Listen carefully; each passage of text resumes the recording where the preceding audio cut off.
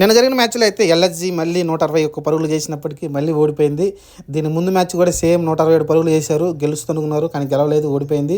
ఎందుకంటే 160 పరుగులు దాటిన ప్రతిసారి వాళ్ళు ఫస్ట్ బ్యాటింగ్ చేసిన ప్రతిసారి గెలుచుకుంటూ వచ్చారు. కానీ వరుసగా అయితే 2 మ్యాచ్లు 160 పరుగులు పైన చేసినప్పటికీ ఓడిపోతూ వచ్చారు.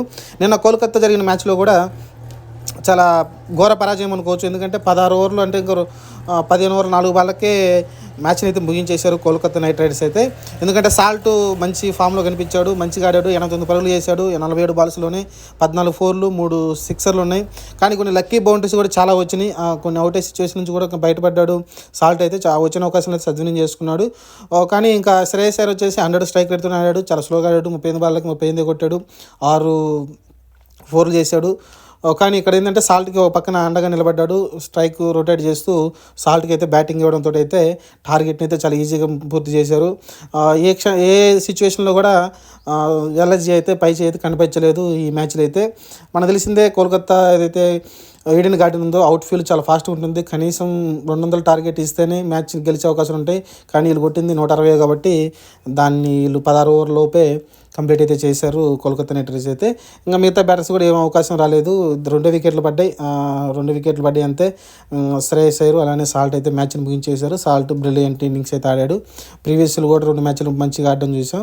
ఇంకపోతే ఎల్ఎస్జీ అయితే ఫస్ట్ బ్యాటింగ్ చేసి మళ్ళీ ఓపెనింగ్ పార్ట్నర్షిప్ పెద్ద గేమ్ రాలేదు. మళ్ళీ కేఎల్ రాహుల్ 27 బాల్లో 3 సిక్స్లు 3 ఫోర్లు 2 సిక్స్లతో అయితే 38 పరుగులు చేశాడు.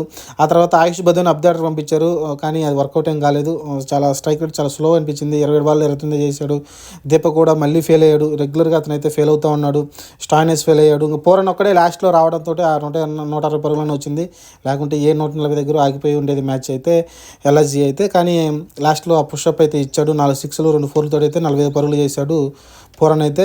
ఇంకా మిగతా ఎవరు బ్యాట్స్మెన్ అయితే అసలు ఆడలేదు. ఇంకా కృణాల్ పాండ్యా 8 బాల్లో 7 పరుగులు చేశాడు. ఆ తర్వాత ఇంకా చాలా స్లోగా ఉన్నారు అందరూ, బ్యాట్స్ అందరూ కూడా చాలా స్లోగా ఉన్నారు. ఒక పూరన్ తప్ప మిగతా వాళ్ళ స్ట్రైక్ రేట్ అంత గొప్పగా ఏమీ నాకు అనిపించలేదు. అంతా కూడా అంత స్లోగా ఆడేసరికి రన్ రేట్ అయితే చాలా తక్కువ ఉంది ప్రతి ఓవర్కి కూడా.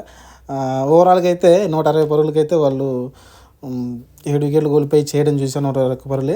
తర్వాత ఏదైతే కోల్కతా నైట్ రైడర్స్ ఉందో చాలా ఈజీగా అయితే టార్గెట్ అయితే చేశారనుకోవచ్చు. సాల్ట్ అలానే శ్రేయస్ అయ్యర్ మిడిల్లో 2 వికెట్లు పడ్డాయి, కానీ అది పెద్ద ప్రభావం అయితే చూపించలేదు, చాలా ఈజీగా అయితే చేశారు. అలానే టేబుల్లో కూడా ఆల్రెడీ సెకండ్ ప్లేస్లో ఉన్నారు వాళ్ళు. ఈ 4 ఓవర్ల ముందే విజయం సాధించడంతో మంచి రన్ రేట్ అయితే వాళ్ళకి వచ్చింది. నెట్ రన్ రేట్ అయితే +1లోకి దాటిపోయారు వాళ్ళు అయితే.